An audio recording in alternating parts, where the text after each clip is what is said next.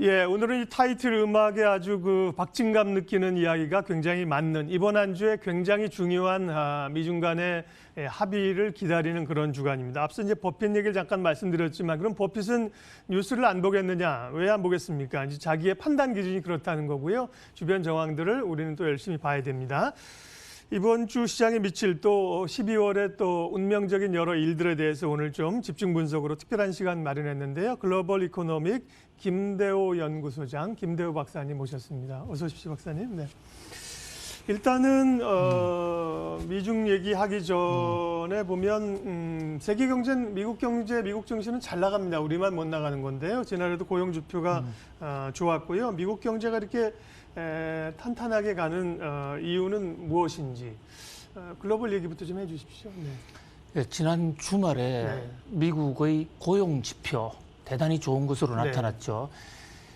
그러니까 11월 달에 신규 고용의 숫자가 무려 26만 명으로 나타났어요. 이 26만 명이라는 숫자는 11개월 만에 가장 많은 것입니다. 그러는 바람에 미국의 실업률이 3.5%로 떨어졌어요. 50년 만에 가장 낮은 수준이거든요. 지난달에 3.6%보다도 또 0.1%포인트 더 내려갔습니다. 정말 이 이상 더 좋을 수가 있겠는가라는 얘기가 나올 정도로 경제 지표 중에서 국민들이 가장 중요하게 생각하는 고용 지표가 사상 최고입니다. 통상적으로 고용 지표가 이렇게 좋으면 경제학에서 말하는 이 필립스 곡선 이론에 따라서 물가가 올라가게 마련입니다. 고용과 물가는 서로 상충관계가 있다. 이게 이제 필립스 곡선 이론이지 않습니까? 그런데 지금 미국의 물가는 연방은행의 연준의 목표선인 2% 약간 아래에 있어요. 그렇다고 보면 더 이상 좋을 수가 없는 거죠. 거의 골디락스 장세라고 할 수가 있는 것입니다. 자, 미국 경제가 왜 이렇게 좋아졌느냐라고 물으셨는데 한두 마디로 얘기하기는 어렵습니다만은 가장 큰 것은 역시 트럼프 대통령의 이 강력한 세금 인하 정책이라고 봅니다. 트럼프 대통령이 취임하자마자 법인세를 대폭 내렸지 않습니까? 법인세를 내린 것뿐만 아니라 해외에 나가 있는 기업들이 미국으로 다시 들어올 때는 세금을 더 깎아준다라는 그러한 조처가 미국 내 일자리를 지금 크게 늘린 측면이 있죠. 미국이 지금 미중 무역 전쟁을 일으키는 전쟁의 당사자인데 전쟁의 당사자가 이렇게 경제가 좋았던 적이 사실상 없어요. 그래서 트럼프 대통령도 자신의 트위터에서 더 이상 좋을 수가 없다. 문제는 경제다, 이 바보들아 하면서 야당인 민주당을 향해서 공격을 하는, 야당이 지금 이 탄핵을 소추하는 것에 대해서 공격을 하는, 경제로서 자기가 재선을 되겠다. 거기다가 또 해외를 압박해서 외국으로부터의 이 출자를 늘리고 또 관세를 늘림으로써 시장 규제를 해소한 여러 가지 지금 정책들이 어우러져서 적어도 미국 하나만은 지금 가장 확실한 성장세를 보이고 있지 않느냐 그렇게 보입니다. 이번 주 또 이제 연말까지 어떻게 보면 뭐 내년까지도 굉장히 중대한 영향을 미칠 변수가 미중 협상이고요. 제가 더 이상 설명드리지 않아도 15일이 굉장히 중요한 날이라는 걸 알고 있습니다. 어찌 될까요? 예. 12월 15일이 하나의 이제 일종의 데드라인이죠. 미국이 중국을 향해서 추가 보복 관세를 때리기로 예정해 놓고 있는 날인데요. 그렇습니다. 만약에 이날까지, 그러니까 12월 15일까지도 미중 간의 미중 무역 협상 1단계 최종 합의가 되지 않으면 그대로 이제 미국은 중국에 대해서 추가 관세를 때리겠다고 예고해 놓은 날짜입니다.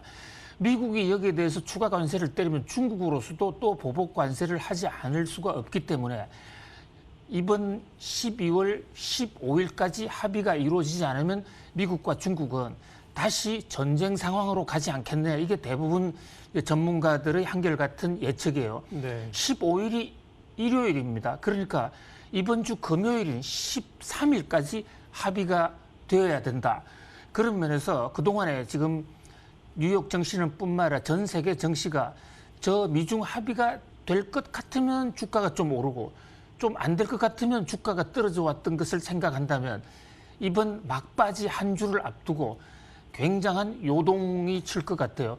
현재로서도 가시적으로 잡혀 있는 양국 간의 합의 내용은 전혀 없습니다. 그냥 오랄 스피치를 통해서 잘 될 것이다, 잘 안 될 것이다라는 그런 전망이 하루하루 달리 엇갈리는, 하루는 좋아졌다가 하루는 나빠졌다가 지금 그런 상황이 계속되고 있거든요. 네, 그런 면에서 과연 이 미중 합의가 어떻게 될 것이냐를 정확하게 점을 친다면 그만큼 더 앞서갈 수 있지 않겠냐 이런 생각을 해봅니다. 예. 15일 물론 이제 그때 또 뭐 조금 뭐 연기하겠다 이렇게 나올 수도 있는 거죠. 어쨌든 간에 뭐 이제 연말 15일 이번 주가 굉장히 중요한 변수이고요. 연말 시한에 또 좀 쫓기는 게 북한 얘기입니다. 북한하고 네. 미국이 뭐 북한도 이제 연내 12월까지 좀 결과를 내기를 원했는데 이 팽팽한 대립선이고요.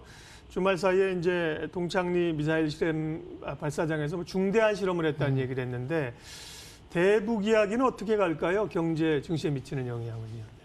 예, 지금 미국과 북한 사이에는 싱가포르 정상회담 이후에 대땅트 분위기, 이른바 화해와 협력의 분위기가 상당히 지배적이었습니다. 그리고 지난번 베트남 협상에서도 일단 결렬이 됐지만 적어도 파국으로까지는 가지 않았었어요. 그런데 이 미국과 북한의 움직임이 지금 상당히 심상치가 않습니다. 지난 주말 12월 7일 날 북한이 동창리에서 중대한 실험을 했다라고 조선중앙통신을 통해서 발표했어요. 그런데 중대한 실험의 내용이 무엇인지는 공개하지 않았습니다. 네.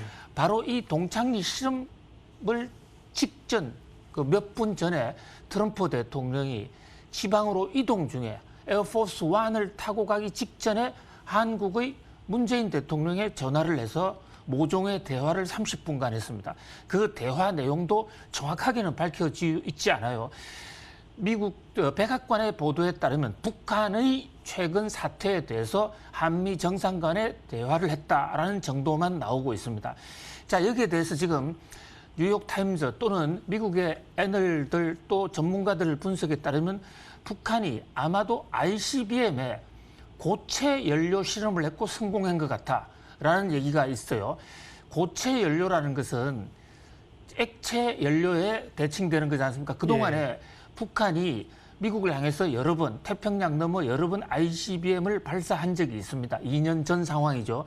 그런데 그때마다 북한의 기술은 액체 연료를 쓸 수밖에 없어요. 액체 연료라는 게 말 그대로 물로 집어넣는 거기 때문에 그것을 이 미사일에다가 장착하는데 이틀 내지 3일이 걸립니다. 예. 그러면 미사일을 고정시켜 놓고 거기다가 액체 연료를 주입을 하면 정보가 노출되는 거죠. 그렇습니다. 네, 그 네. 과정이 미국의 레이더에 네. 또는 이 위성에 다 잡히게 되는 거죠. 네. 그러니까 미국으로서는 언제든지 북한의 그동안에 ICBM 쏘는 것을 미리 예측할 수가 있었는데 네. 이제 고체 연료로 되면 고체 연료만 끼워 넣으면 되는 것이거든요.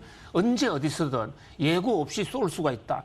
그것은 미국으로서는 예고 없이 미국 본토가 타격을 받을 수도 있다. 매우 좀 충격적인 거죠. 그동안에 트럼프 대통령이 선거전에서 또는 의회에서 자신의 치적을 자랑할 때 북한과의 협의를 통해서 북한이 더 이상 ICBM을 발사하지 않기로 했다. 또 북한이 더 이상 핵을 개발하지 않기로 했다. 이것이 나 트럼프가 아니었으면 어떻게 가능했겠느냐. 그 전임자들 때에는 계속 이 핵을 발사하지 않았느냐. 그렇게 자신의 치적으로 생각해왔는데 이제 이게 북한이 언제든지 고체 연료를 가지고 ICBM을 쏠 수가 있고 쏘는 것을 상당 기간 쏘고 난 이후에 알아내는 상황이 될지도 모른다. 이런 면에서 트럼프 대통령은 지금 상당히 긴장하고 있는 것이죠. 그래서 트럼프 대통령이 계속 이런 식으로 합의를 깨면 북한이 모든 것을 다 잃어버릴 수도 있다. 이 대목은 지난 2년간의 김정은을 향해서 우리는 친구다라고 얘기한 데 비하면 그 톤이 굉장히 지금 악화된 거죠. 자, 북한이 지정해놓고 있는 시한이 연말까지입니다. 연말까지 미국과 북한 간의 합의가 없으면 북한은 새로운 길로 가겠다는 거 아닙니까? 이제 이 대목이 정시에 또는 국제 정세에 상당한 변수가 되고 있다고 하겠습니다. 고체 연료라는 그 의미가 굉장히 중요합니다. 말씀을 들어보니까요. 예, 마지막으로 또 이번 주 경제 또 증시에 미칠 만한 변수들 어떤 게 있는지 간략하게만 좀 짚어주십시오. 네. 예, 이번 주 그러니까 한국 시간으로 목요일 날 새벽에 미국 FOMC 연준 공개시장위원회의 올해 마지막 그 회의 결과가 나옵니다. 네. 연준이 1년에 10번씩 회의를 하죠. 그런데 시장에서는 지난번에 이미 금리 인하를 했고 현재 미국 FOMC 그 기조가 금리는 손을 대지 않는다기 때문에 이번 주 FOMC는 별로 볼 필요가 없다라고 이렇게 보는 분도 있지만 네. 저는 그렇지 않다고 생각합니다. 사실 한 해를 정리하는 FOMC고 지금 미국 그 연준에 여러 가지 새로운 기조가 몇 개 있어요. 우선 첫 번째로 체크할 것은 미국은 아시다시피 3달에 한 번씩 점도표라는 것을 발표합니다. 다트 그래프라는 건데요. 연준의 금리 결정의 권한을 갖고 있는 모든 의원들이 본인의 실명을 밝히지 않은 상태에서 앞으로 금리가 어떻게 될 것인가 6개월 후, 1년 후, 2년 후를 점을 찍는 거예요. 대단히 중요한 의미가 있습니다. 이 점도표의 결과가 어떻게 나타날 것인지를 체크할 필요가 있고요. 자, 또 하나는 미국의 금리 인상 가능성입니다. 지금 우리는 그동안에 미국의 금리 인하만 얘기했지만 네. 지금 미국 이 물가가 2% 선을 조만간 돌파할지도 모르겠다라는 그런 우려가 있어요. 거기다가 실업률 3.5%라는 이것은 완전 고용을 넘어서 과열 고용이거든요. 그래서 이런 식으로 하면 미국 경제가 내후년에 문제가 있을 수 있기 때문에 이 정책 성명서라든지 이런 데 내년 이후의 금리 인상에 관한 슬라이트한 신호라도 그런 것이 나온다면 이것이 증시에 상당한 그 부담을 줄 수가 있다. 또는 환율에 새로운 변동 지수가 될 수 있다. 그런 점. 그다음에 또 유럽의 ECB가 이 라가르드 총재가 취임한 이후에 처음 지금 회의를 갖죠. 또 영국에서는 총선이 있고 그 밖에도 이제 각국마다 이제 한 해를 정리하는 여러 가지 움직임들이 있다. 남미에는 아르헨티나 사태가 있고 이런 어떤 그야말로 한 해를 총결산하면서 몇 가지 시장을 흔들 수 있는 변수들이 잠복해 있는 그야말로 글로벌 경제 운명의 한 주라 할 수 있겠습니다. 예, 말씀하신 것처럼 운명의 한 주라고 할 수 있는 여러 변수들이 많은 주간 이슈들 오늘 집중 분석으로 점검해 봤습니다. 김대호 박사님 함께해 주셨습니다. 고맙습니다.